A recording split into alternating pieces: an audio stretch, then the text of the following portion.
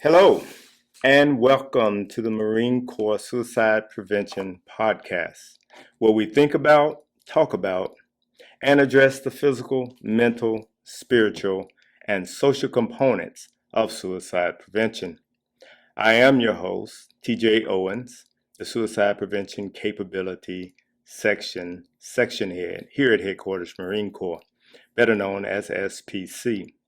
SPC is one of several integrated sections in Behavioral Programs Branch. The mission of behavioral programs is to promote the social, behavioral, and psychological fitness of our Marines, embedded sailors, and their families in order to enhance Marine Corps mission effectiveness. This is the second episode on our Connectedness series podcast.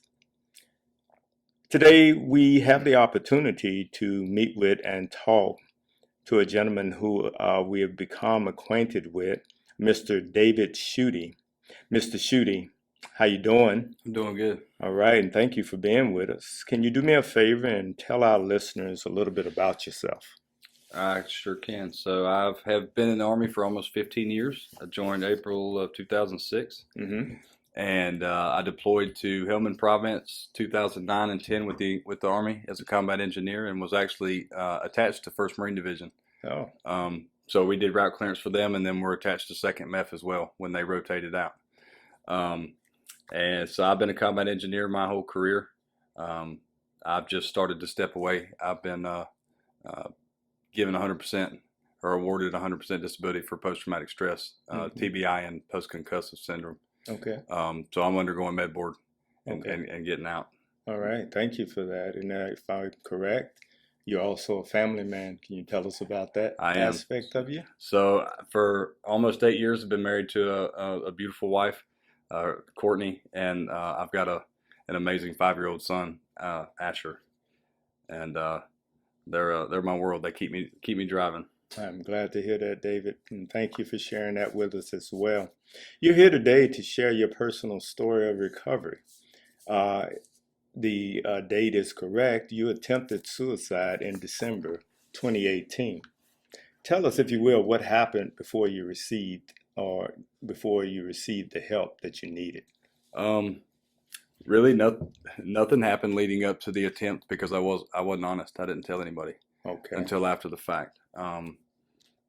That's a long story, but I felt helpless and I wasn't going to get any better, and that my family was better off without me. So I attempted, and I'm glad that I'm still here. Right. Well, can you share with our listeners how you got through the crisis when it actually happened and found help or hope? I will. So I'm actually going to go in detail of the attempt. Okay.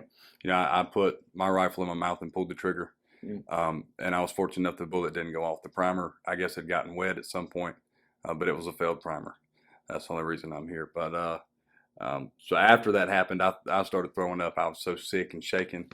I called one of my battle buddies that I've been in service with for a long time and told him what happened, and he came and took me to the VA up in Asheville. And that was my first check-in in the psych ward at the VA. Okay. So let's talk about beforehand. What would have helped you before the crisis? They always say that you can't help somebody that won't help themselves. And you'll hear throughout this, I'm really big on the honesty thing. Nobody knew that I was struggling like that because, I know Marines and soldiers take similar creeds. We're not going to give up. And it's embarrassing to say that I'm struggling. You know what I mean? There's been a lot of things that stem with post-traumatic stress, substance abuse, suicide ideation, that it's not an easy thing to talk about. It's hard to talk about. It's hard to tell somebody that I'm not okay, that I'm struggling. Right. Especially when it's somebody whose life depends on me to be okay. Yeah. As you get up in rank and you have more and more people under you, it's hard to fake the funk. Yeah. I know one of the things, and you bring up the creed that both Marines and soldiers alike take, And one of the things that we're taught is, strength. We always want to be, as leaders, someone who exudes strength. But let me tell you, what you've come to be able to do, that's strength. And so Thank we're you. very proud of you, and in that you understand how important it is to tell people what's going on with you and to reach out in spite of everything anyone will say. That's right. And get the help that you need. So tell us, how are you different today? I'm still going through a lot of changes, but I'm more open and honest. I try to be an open book.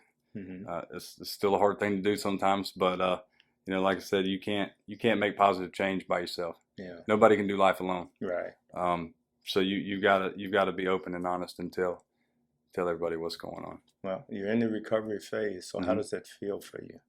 It feels good most days. To be honest, some days are still struggles. You can get through. I've been through really, really hard times in my life, and even beating the suicide attempt or being awarded life anyways. There are still situations and times that it's still a thought. I lost my father 6 months ago, and I kind of use that to drive me now, because with my 5-year-old, I would never make him feel the way that I feel without my father. My father was my best friend, so I wouldn't do that to him on purpose, or I'm trying not to do that to him on purpose. All right. So, well, I'm glad to see that. So, what ongoing support do you have in your recovery now? And while you're on that, if you could tell us a little bit about how your leadership, command, and how they support you and the support systems that are provided at the command level. How does that work, and how have they helped you and your family? So with my chain of command, they actually released me to be here today. My unit is training in Virginia right now. Okay. My command has been super supportive, and that was really a big fear that I always had coming up, was that, my peers and subordinates, even my higher ups were going to look down on me for coming out with saying that I was having thoughts of committing suicide, or saying that I had, a drinking problem, or whatever it be. And quite to my surprise, as I started to be open and honest, I didn't have a single person push back. Every single person in my chain of command, they welcomed me with open arms and helped. So really it was just a matter of you believing in your leadership and then opening up, letting them know what was going on. That's good. That's great. Serving in the Army for almost 15 years now. It's a pretty great and distinguished career. It's exciting to hear some of the things that you got to do as a leader in the Army. But, as a leader, the importance of physical fitness, training, education, and all of that, and how important it is to maintaining operational readiness. And with that, leaders must also be comfortable discussing life struggles, mental wellness, and suicide. So I think that as a military, if we can go in that direction, and get our leaders comfortable with talking about that, as comfortable as some of your leaders appear to have been, I think we'll be better off, and to send a signal to all service members that they don't have to worry about it. Right. That they can go ahead and open up and not struggle with telling someone what's going on. What would you say to another service member who is facing challenges and doesn't know where to start or what to do? Well, first off, I'd start with you're not alone. Realistically, a very, very high percentage of us all deal with the exact same problems. That's right. At different points. We're all the same people. That's right. That is what it is. But they need to start with their chain of command at their lowest level. If it's a young junior soldier, you need to go to your team leader. Don't jump your chain of command and go straight up to the top, which they're probably not going to do that anyways. When I was a private, I was scared to death of my E7. I didn't go anywhere near.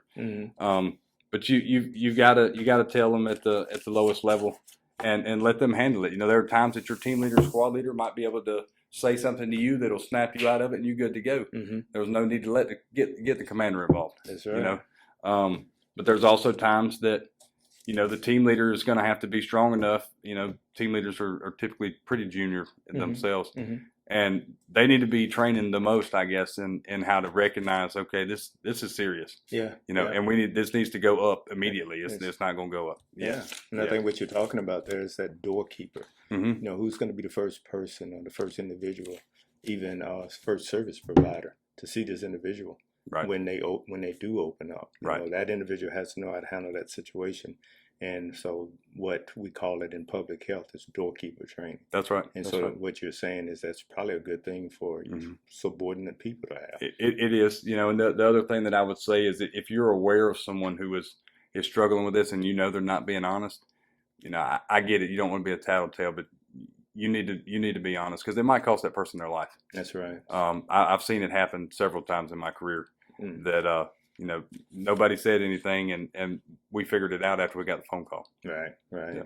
And I would tell you, at headquarters of Marine Corps, we look at every case that happens when it comes to death by suicide, in a lot of situations like that where there was someone that knew something, everybody knew a little something, but we all weren't talking. And so that would help as well. Service members who face these challenges that we're talking about do so every day. However, unlike many, you decided to open up about your own struggles. What led you to share your struggles with others? So I've always wanted to help people, but I just think it's the right thing to do. I feel like I'm on borrowed time because, we've got free will, and I made the choice to quit. Yeah. But I'm still here. Yeah. And there's a reason for that. Yeah. So I think that it's not about my story. It's about God's ultimately. But I think that me still being here, I can help somebody. And if I can keep one person from doing what I did, then it was all worth it. Awesome. Thank you for sharing that. What are some of the resources that helped you along the way, if you can name some of those? I can.